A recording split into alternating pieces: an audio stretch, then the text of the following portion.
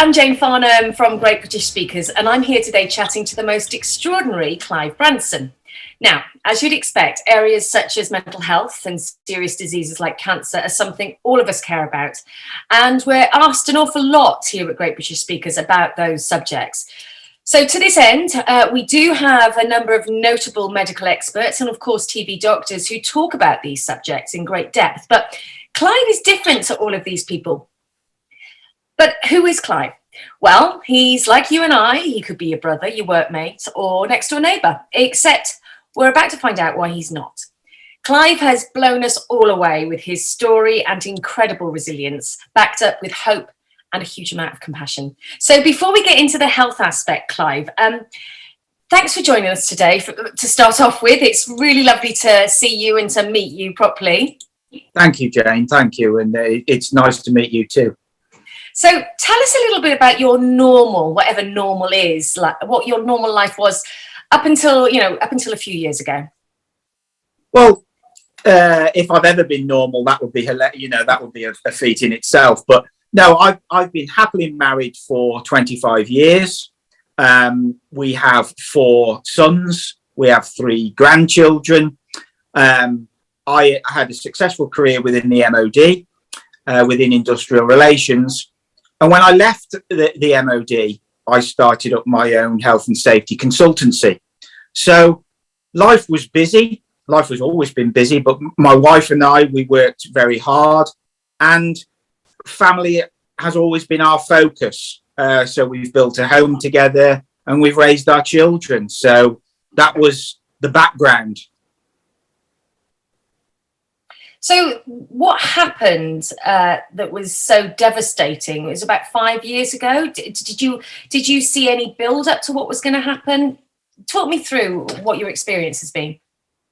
Well, looking back, I think the first key moment would have been my dad, really, Jane. And he was very poorly for a number of years with Parkinson's disease and dementia. So watching that, as anybody else that's been through that will know, it was a very difficult time. And then when eventually he passed away, it obviously had a huge impact on me. But I remained in top gear. I didn't grieve. I didn't even get upset, which is, when I say that out loud, it's almost bizarre. But the pace of life was such. And my default position was obviously just to maintain focus, be busy. But that was clearly a key moment. And then the diagnosis for the motor neurone disease would be the next obvious key moment, really. Both in terms of your condition. That's right. That's right. Okay. I had a mild weakness in my left foot periodically, and I just thought it was cramp or maybe a trapped nerve somewhere, but it never concerned me. And I was seeing a neurologist in Birmingham at the time because I was suffering from bad migraines, and I just happened to mention this to him. And a long story short, that started a 3-year, 2 to 3 year period of him tracking my symptoms, and I would go every 6 months, and it became a little frustrating because the symptoms became slightly worse, mildly worse, but I had no answers. But eventually, Jane, he said he thought that I'd got motor neuron disease. He made it perfectly clear that if that was the case, there was no treatment and there was nothing he could do. And he was referring me to Oxford, which is the Centre of Excellence for Motor Neuron Disease, for confirmation of that. And you were working throughout all of this time? Oh, absolutely. Absolutely. I just took a couple of hours off. I went to the appointment on my own. I wasn't expecting any diagnosis at that point. So I was thinking, well, how on earth, how do I relay that back to my wife? What do I do? And I thought, well, we'll just wait until we go to Oxford because I might not have motor neuron disease. And what is motor neuron disease? If I'm honest, I could only ever think of Stephen Hawking. That was as much as my awareness was, really. So we went to Oxford, and within a couple of weeks of that appointment, and they did some very simple tests, and they confirmed that I'd got a slowly progressive motor neuron disease. And again, I don't want to martyr myself here, Jane, but I was absolutely terrified of how this would impact my wife and my children. I just thought, well, am I going to become a burden? The financial implications, how are we going to cope? What position am I going to leave them in? Well, of course, because if your only sort of relation to this is Stephen Hawking's, if that's all you can think about, and you think of that's the worst case scenario, that's right, and how but some people, I suppose, can live with it, and it's different levels of any illness. So, wow, so there must have been a lot going around in your head at that time. Yeah, there really was, and then obviously in my wife and my children's as well. So I carried on, again, only in top gear. And then things started to crumble. I became incredibly anxious, to the point where I couldn't get out of bed. I was terrified of the outside world. And I terrified. I mean, if the wind was blowing, I thought that I could imagine the roof was coming off the house. I certainly couldn't go to the supermarket. I couldn't drive. I couldn't take my children to school, my youngest to school. Did it happen very quickly? Was there a period of years that got gradually worse? It obviously did get worse, but when it really hit me and stopped me in my tracks, I have to say it was quite quick. It was quite quick.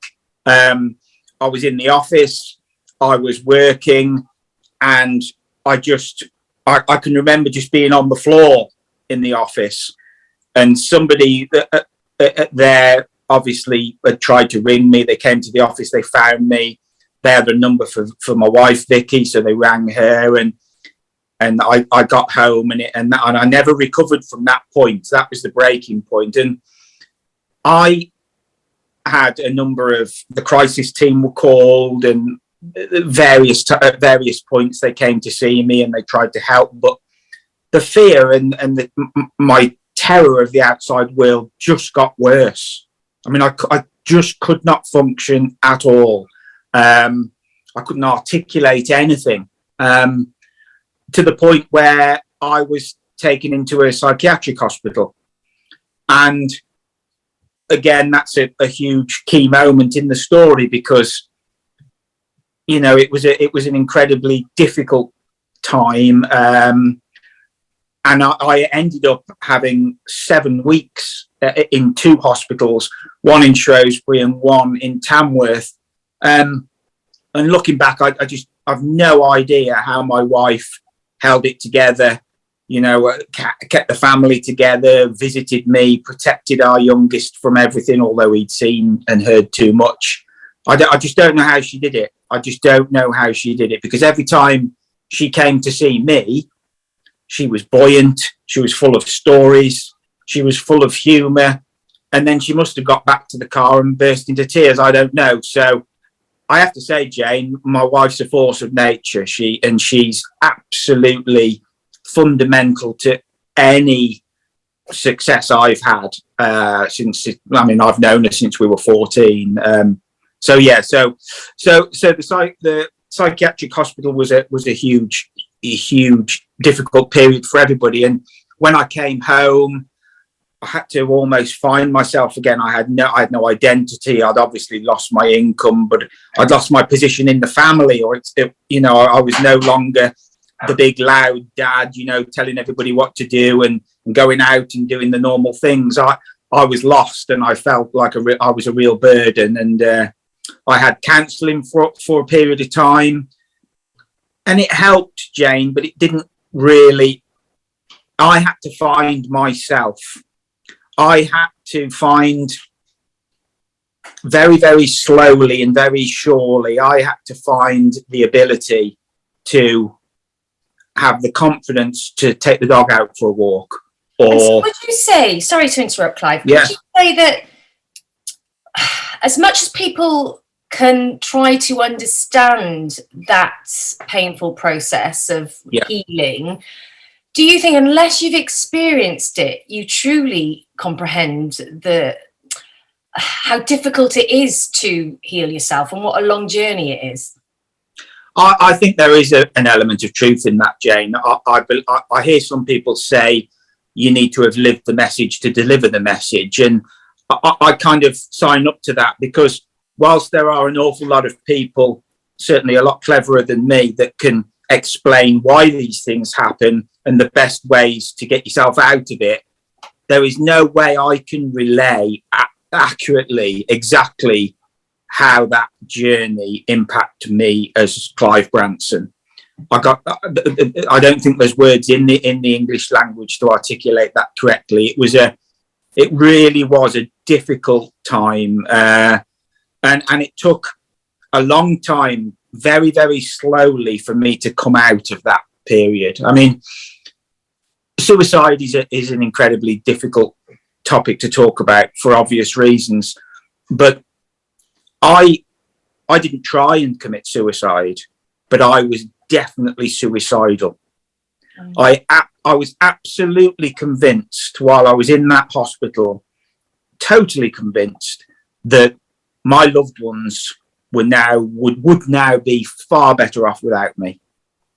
Far better off. You know, the burden that I felt I was putting on them, and moving forward in the future, I thought, well, you know, they would be far better off without me. And that, it sounds really corny to say, but I was the last person you would ever think would be in that position. I've got red hair, and a big mouth, and I've always had confidence. I've always been front of the queue for something to say. So for me to be terrified of the world and convinced that I shouldn't be here, I wasn't a candidate for that. But it just goes to show. Yeah, and it goes to show that, you know, it can happen to anybody. And some of the strongest are the best at hiding it, I think, sometimes. Yeah, so, very true. It's double check, you know, making sure that you check in on those friends who may be alone and come across as very strong and together. Is what's happened over the last couple of years. But from what I understand now, Clive, that's not the end of the story, is it? No, it's not. No, it's not. As I was rebuilding a life and my confidence grew, I was hearing a lot of the adverts. I was 48, 49, and they were talking about prostate cancer, and every guy should, whether you've got symptoms or not, it's a simple blood test. You should have your prostate checked. I was giving blood regularly because of the MND. I asked the GP if he would include that test in the next round of blood tests, which he did. And my PSA count was just over. So the computer triggered something. The doctor told both myself and my wife, look, don't worry, but I have to refer you now. I was referred. I had an MRI scan, had a follow-up appointment to say, you've got prostate cancer. And the cancer's on both sides of the prostate. My initial reaction was, right, there must be surgery to take the prostate out. And again, long story short, we met with a consultant in Stoke who was just an incredible guy, so compassionate. And after all his investigations within MOD, he said, I can't do the surgery, Clive. Why not? No, nobody within in the MND world had advised him, because they said that the muscles, because it's a big operation, it's a bigger operation than I thought. So when he explained the operation and the potential damage to your bladder, etc., the MND experts at Oxford said I couldn't have the operation because my muscles wouldn't recover, and I would definitely be incontinent, but I could lose possibly the use of my legs. You know, they just go through your head at that stage. So what did you do? Well, I because of the skill and the compassion and the experience of the consultant at the time, it made me accepting that so much easier. I totally understood, and my wife totally understood that you are where you are. It's just not an option. So I have blood tests every 3 months, and I have biopsies every 12 months. So the last biopsy before October time said that it's grown slightly, but it's not aggressive. So we'll roll on for another 12 months. But again, it was just how am I going to go back and tell my wife this one? It's almost like, really. Errors. Yeah. And in between, sorry, Jane, in between times, my wife lost her father to lung cancer, and he lived literally down the street from us. And I enjoyed an amazing relationship with Carl. He was a real character. So she was propping me up and losing her father. So it was horrendous. And then it sounds like you had every reason with your strong family units to fight and to be the person you are today. So tell me who you are today. Oh, and how? So you obviously monitoring the cancer. The motor neurone is being monitored as well, I would imagine, alongside that. It is. And then mentally, how are you? Where are you now? Well, I have to say that I'm lucky enough to be aware on a daily basis that my wife and my children, my grandchildren, and everybody around me deserve to have the very best version of me. And they've all been there for me and continue to be there for me. And I am absolutely determined to be the very best version of me. And I think talking about it, but this is a new stage for me, talking about it, it helps. I think it's a bad decision to make these things taboo. I think it makes it harder to cope with it mentally, unless if you can talk about it and you can share your experiences. I think it helps. So I'm in a good place, Jane. Good. I'm really glad to hear that after all that you've been through. That's really, warms my heart. No, thank you. So tell me, how then did you obviously say it helps to talk. I'm exactly the same. I find talking completely cathartic when I've got woes and issues, and I can't even compare my minor issues to what you've been through. But it helps to talk. I find it really cathartic. It really helps just to kind of get it out. Yeah. So is that why you've kind of moved into speaking? And how did that happen? Well, if I'm honest, I was thinking about how can I move forward now? How can I maintain this positive mindset? And I realized that sharing my experiences and talking about it, they don't just help me, but they have the potential to help others. I found reserves within me that I would never ever have imagined I'd got, and I had to draw on all of them, whether that be consciously or subconsciously. And I can actively demonstrate to people that we do have the ability to overcome adversity. Everybody's different, everybody's circumstances are different, and I totally understand that. But with certain coping mechanisms that I've learned and the experiences that I've been through, sharing my story in a positive way, I think could help others. So that I feel compelled to do that. And that's what led me into the field of speaking. So tell me about your speaking engagements today. What do you really get a buzz out of? And have you seen any real tangible positives that have come away when you're talking to an audience? Yes, I have, because a good example of that is there's a large agricultural university quite close to us, and I offered my services to them because they have the mental health issues are challenging in that university because a lot of the students and the staff come from sort of isolated areas. They're all working away from home. They're under pressure, etc.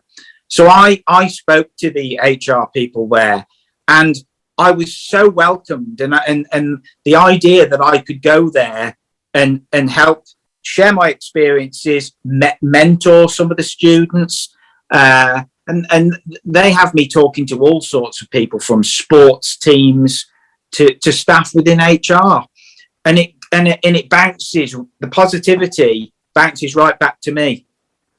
So I really take a lot from that. I see that. I can see that, and it's a truly inspirational story that you've got. Clive, thank you so much for joining us today. No problem. It's been really powerful listening to your journey, and I'm so glad that you're on the road to full recovery with the help of your amazing wife and family. They sound amazing. Oh, they really are. They really are. It's when it goes quiet I know something's wrong, Jane. I get that. It's like having kids here. Yeah, absolutely. Thank you so much for your time. And of course, if you would like to book Clive to chat to your audience, your employees who might be struggling with everything that's happened in the world over the last 2 years, and it seems that major events are still continuing. So if you feel that you would benefit from a truly inspirational story from the heart and it would help your audience, then do contact us at Great British Speakers, myself or Steve.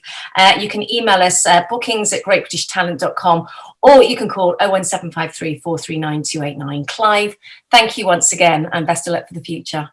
Thank you very much, Jane. Thank you.